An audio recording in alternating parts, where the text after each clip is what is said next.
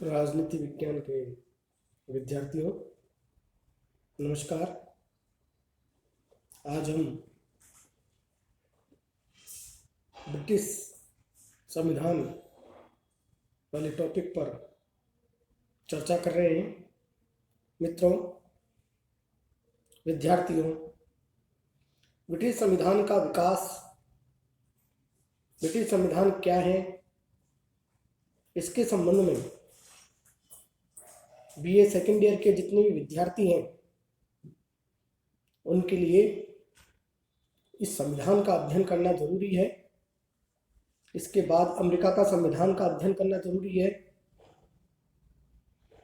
तो चलते हैं विद्यार्थियों, ब्रिटिश संविधान का विकास और इसका महत्व और इसकी विशेषताएं।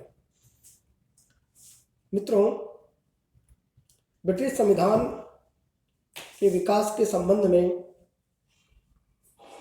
6 चरणों का प्रादुर्भाव होकर इसका विकास हुआ। विद्यार्थियों, सबसे पहला काल एंग्लो सैक्सन काल कहलाता है और दूसरा नॉर्मल काल। विद्यार्थियों, तीसरा काल प्लांटेमेंट गेट काल कहलाता है और चौथा ट्यूडर काल कहलाता है। पांचवा स्टुअर्ट काल और छठा हेनोवर काल।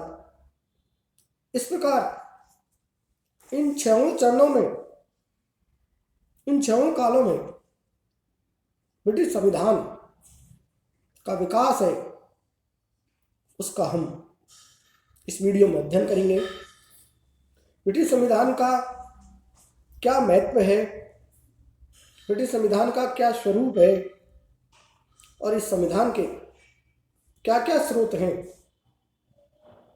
और ब्रिटिश संविधान की क्या विशेषताएं हैं।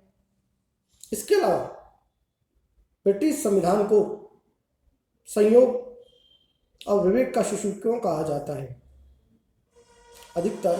अधिकांशतः बड़े प्रश्नों में यह क्वेश्चन पूछा जाता है कि ब्रिटिश संविधान संयोग और विवेक का शिशु है।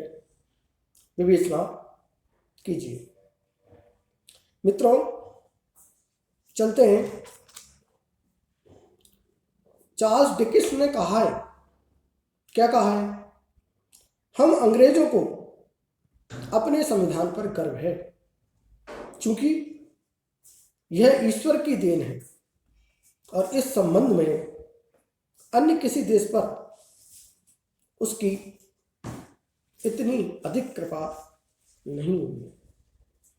कहने का तात्पर्य है, चार्ल्स डिकेंस महोदय ये कहना चाह रहे हैं कि ईश्वर ने जितनी अधिक कृपा हम अंग्रेजों पर की है, उतनी अधिक कृपा अन्य किसी देश पर नहीं की और ये कॉन्स्टिट्यूशन भी ईश्वर के द्वारा ही दिया गया है। मित्रों, जैसा कि आप जानते हैं, ग्रेट ब्रिटेन एक द्वीप समूह है और इसकी स्थिति संसार के अंदर 50 उत्तरी अक्षांश और 60 उत्तरी अक्षांश के बीच है। मित्रों, इसका क्षेत्रफल 244,108 वर्ग किलोमीटर है, जो हमारे राजस्थान राज्य के क्षेत्रफल का मात्र 2/3 है। मित्रों, आकार की दृष्टि से विश्व में इसका 75वां स्थान है, जबकि जनसंख्या घनत्व में इसका 4था स्थान है। ग्रेट ब्रिटेन के अंतर्गत जो जो देश शामिल होते हैं उनकी मैं यदि चर्चा करूं तो बताता हूं कि इसमें इंग्लैंड आता है, स्कॉटलैंड आता है, वेल्स आता है, आयरलैंड आता है। इन सभी को कुल मिलाकर ग्रेट ब्रिटेन का नाम दिया जाता है। विद्यार्थियों, इसमें इंग्लैंड ग्रेट ब्रिटेन का मुख्य प्रदेश है। विद्यार्थियों, यहाँ सदा से ही इस देश में प्रारंभ से ही आर्थिक, सामाजिक और राजनीतिक गतिविधियां चलती रही है। इन गतिविधियों का यह देश इंग्लैंड केंद्र बिंदु रहा है। विद्यार्थियों, और यहाँ की जनसंख्या, इंग्लैंड की जनसंख्या लगभग 6 करोड़ और 50 लाख से अधिक है। विद्यार्थियों, जनसंख्या का केवल 11% भाग कृषि और इससे संबंधित कार्यों में लगा हुआ है और अधिकांश आबादी नगरों में निवास करती है, अर्थात शहरों में रहती है। और औद्योगिक क्रांति के फलस्वरूप ब्रिटेन की अधिकांश जनसंख्या कोयला क्षेत्रों के पास आने वाले औद्योगिक नगरों में चली गई और ग्रामों की आबादी कम हो गई। कहने का तात्पर्य है, गांवों से पलायन करके शहरों की ओर इंग्लैंड के अंदर लोग कर गए और शहरी आबादी में वृद्धि हो गई। मित्रों, ब्रिटेन का शासन विधान क्रमिक विकास का परिणाम, अर्थात क्रम रूप से इसका विकास हुआ है और इसकी जड़ें इतिहास में बड़ी गहरी है। फ्रांस, रूस और चीन की तरह ब्रिटेन में कोई भी सफल हिंसात्मक राजक्रांति नहीं हुई है। इसलिए संविधान के विकास की श्रृंखला कभी भी यहाँ अकस्मात नहीं हुई है और अनेक विद्वानों ने तो ब्रिटिश संविधान के निरंतर विकास का मूल कारण ब्रिटिश जाति का राष्ट्रीय चरित्र बताया है और ब्रिटिश नागरिकों में बुनियादी बातों के संबंध में मत पाया जाता है। और अनुदारवाद का स्वरूप इस भांति है कि इसमें प्राचीन संस्थाओं में आवश्यकता अनुसार परिवर्तन करके उसे नवीन परिस्थितियों के अनुसार ढाल लिया गया है। कहने का तात्पर्य है, अनुदारवाद मॉडर्नाइजेशन में प्राचीन जितनी भी संस्थाएं, उन सभी संस्थाओं को इस तरह से ढाला गया है, इस तरह से बदला गया है कि वे नवीन परिस्थिति और आवश्यकता के अनुसार कार्य कर सके। विद्यार्थियों, ब्रिटिश संविधान क्रमिक विकास का परिणाम है और इसका निर्माण किसी संविधान सभा ने नहीं किया है, अपितु वरन राजनीतिक चेतना की वृद्धि के साथ साथ इसका विकास हुआ है। मित्रों, हमारे संविधान का निर्माण संविधान सभा ने किया, भारत के संविधान का निर्माण भारतीय संविधान सभा ने किया।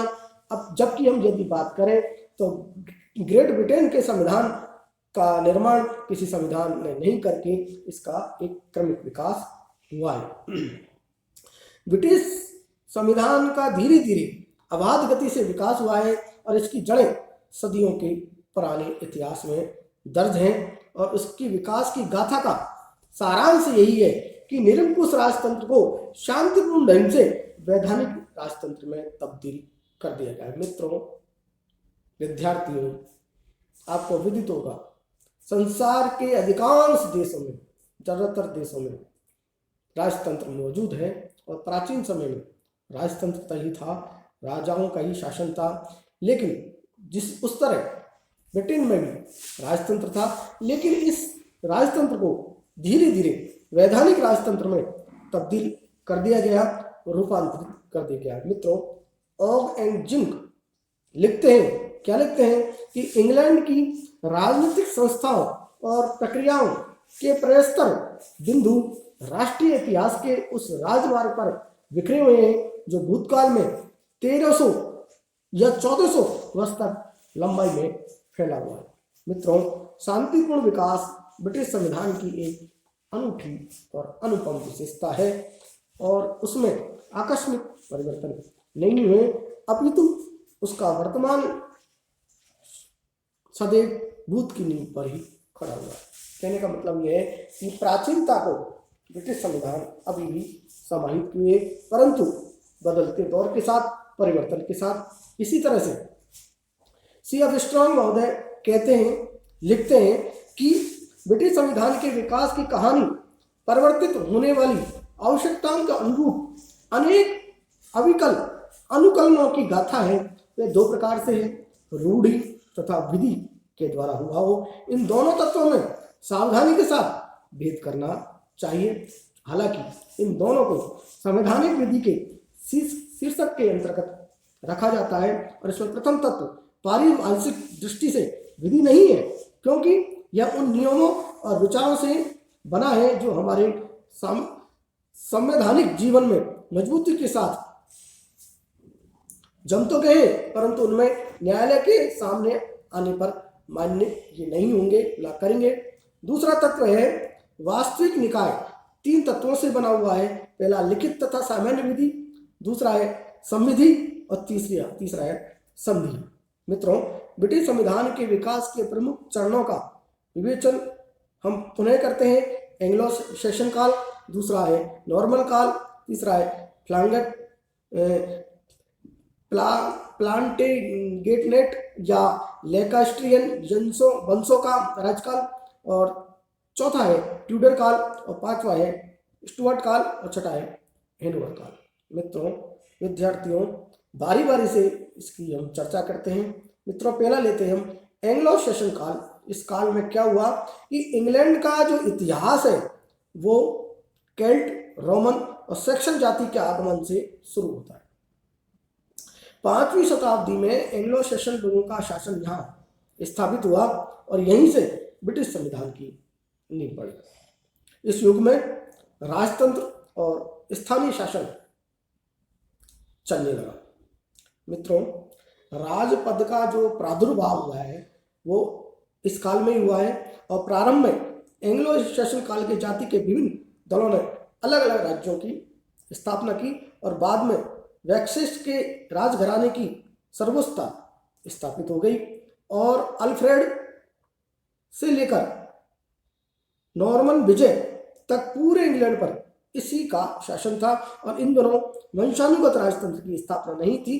राजा का चयन विटिनेजुमॉट अर्थात बुद्धिमानों की सभाओं द्वारा होता था। कहने का तात्पर्य है कि वंशानुगत रूप से यहाँ पर कोई व्यवस्था नहीं थी राजा को चुनने की, बल्कि बुद्धिमानों की एक सभा थी। वो सभा जिसका चयन करती थी वो राजा होता था।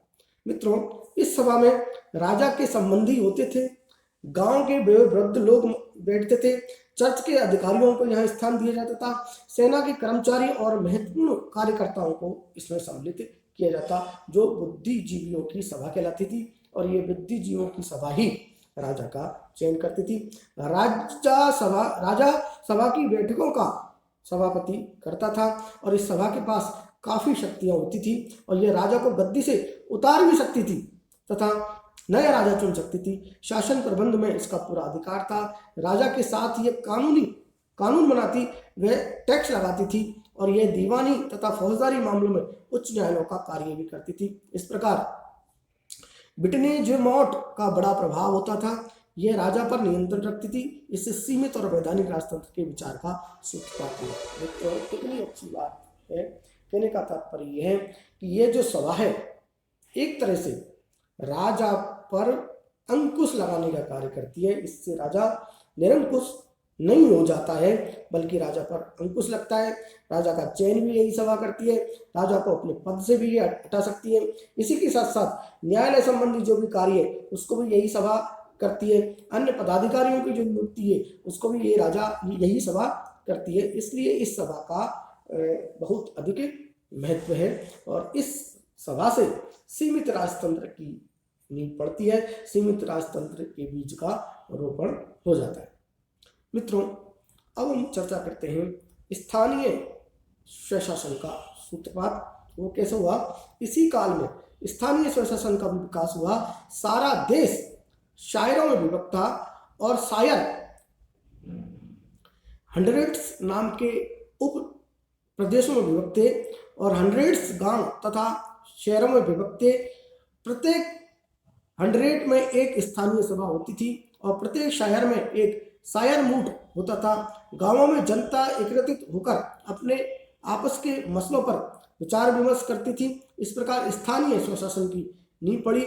न्याय कार्य शायर मूटों के प्रमुखों व विशेष लोगों के द्वारा किया जाता था, जैसा कि ब्लैकस्टोन ने कहा है। क्या कहा है? वो लिखते हैं कि इंग्लैंड की स्वतंत्रता उसकी स्वतंत्र स्वायत्त संस्थाओं की देन है। अपने पूर्वज सेक्शनों के समय से ही अंग्रेजों ने नागरिकों के कर्तव्यों की उत्तरदायित्व को सीखा। मित्रों, विद्यार्थियों, कहने का तात्पर्य है कि यहाँ पर गांवों के जो विभाजन यहाँ पर किया गया है, तो गांवों के लोगों को न्याय दिलाने के लिए, आपसी विवादों का हल करने के लिए गांवों के लोगों की ये सभा होती थी और स्थानीय सभाओं के माध्यम से यहाँ के शासन का संचालन होता है। इस प्रकार से एंग्लो सैक्सन काल में एक तो राजपद का उदय होता है, राजपद का प्रादुर्भाव होता है और इसी के साथ साथ स्थानीय शासन का सूत्रपात भी होता है। और राजपद का जो उदय है, उस उदय में भी सीमित राजतंत्र के बीज हमें यहाँ दिखाई पढ़ते हैं। मित्रों, इस प्रकार हम अगली वीडियो में इसके संविधान विकास के जो चरण है और दूसरा जो काल है उस पर चर्चा करेंगे। अगली वीडियो में हम नॉर्मल काल पर चर्चा करेंगे और नॉर्मल काल के साथ साथ नॉर्मल काल में क्या क्या हुआ, मैग्ना कार्टा हुआ, संसद का उदय हुआ और इसके बाद हम अगले इसका जो काल है उस पर चर्चा करेंगे।